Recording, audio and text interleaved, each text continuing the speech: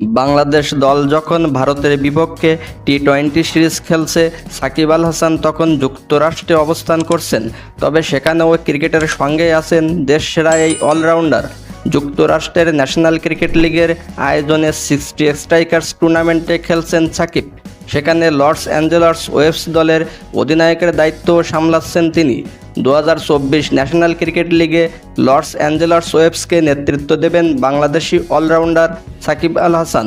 এর আগে এই দলটির ফেসবুক পেজে পাঠানো এক ভিডিও বার্তায় সাকিব বলেছিলেন, আমি সাকিব আল হাসান, 60 স্ট্রাইকার্স টুর্নামেন্টে 4 থেকে 14 অক্টোবর দেখা হবে আপনাদের সঙ্গে।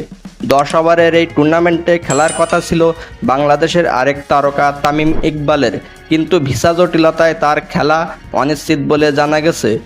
এই টুর্নামেন্ট থেকে যে পরিমাণ লাভ হবে তার সবটাই দেয়া হবে স্বেচ্ছাসেবী সংগঠন রেড ক্রসে।